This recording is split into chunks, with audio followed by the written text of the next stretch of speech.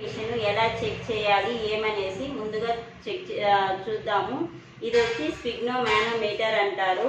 ఈ బీపీ మిషన్లో అనేది ఈ రీడింగ్ అనేది మనకి 20 నుంచి 280 వరకు ఉంటుంది. మనము దీంట్లో వచ్చి బీపీ మిషన్ అనేది చెక్ చేయడం జరుగుతుంది. ఇది బీపీ కఫ్ అంటారు, ఇది బల్బ్ అంటారు.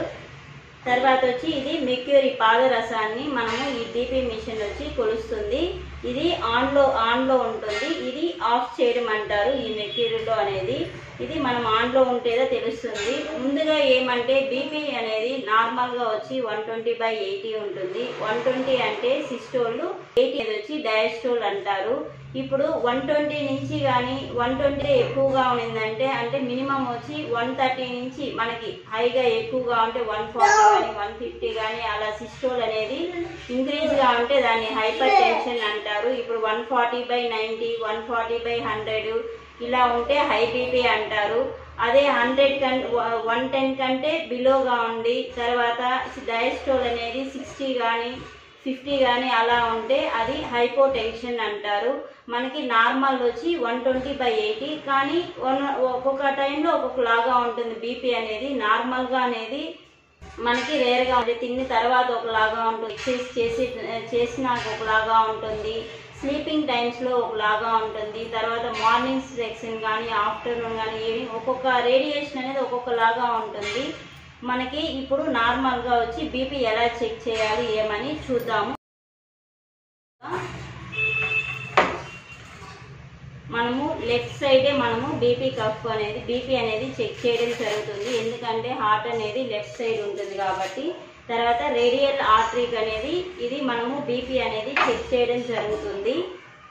ఈ ఎల్బోకి అబోలో 2 ఫింగర్స్ అబోలో మనము ఈ బీపీ కఫ్ అనేది కట్టాలి.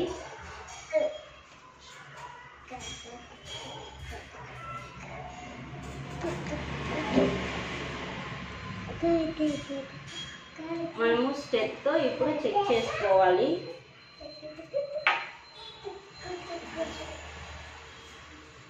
ఈ స్టెప్లో కూడా సరే ఇది వచ్చి ఇటు సైడ్ ఉంటుంది కదా, ఇలా ఉండేదాన్ని మనము ఇలా పెట్టుకోవాలి. ఇటు చూడండి, మనకి ఇటు సైడ్ అయితే ఇది ఫోల్డ్ అయ్యి ఉంటుంది కదా. ఈ స్టెప్లో వచ్చి ఇయర్ బడ్స్ ఇలా ఫోల్డింగ్ అయ్యేదని ఇలా బ్యాక్ సైడ్లో ఉంటుంది. అలాంటి దాన్ని వచ్చి మనం ఇటు సైడ్ పెట్టుకోవాలి మన ఇయర్లో. అప్పుడుదా వినిపిస్తుంది. డయాఫ్రామ్ అంటారు. దీంట్లో ఆన్ ఆఫ్ ఉంది. ఆన్ చేసుకోవాలి, వినిపిస్తుందా లేదా ఇలా సౌండ్ అనేది వస్తుంది. ఇయర్ దగ్గర ఇలా పోవాలి. ఇప్పుడు మనం ఏం చేసేయాలి, పోసినప్పుడు ఇది ఇంక్రీజ్ ఉంది.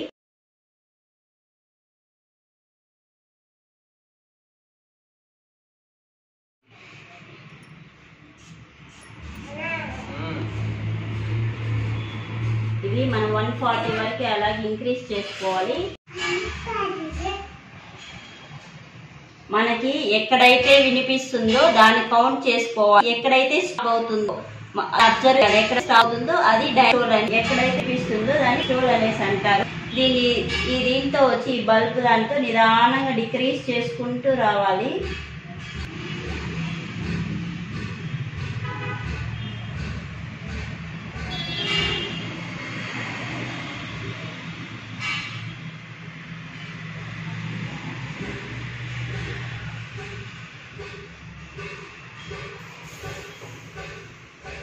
(110/70) అనేది ఉంది.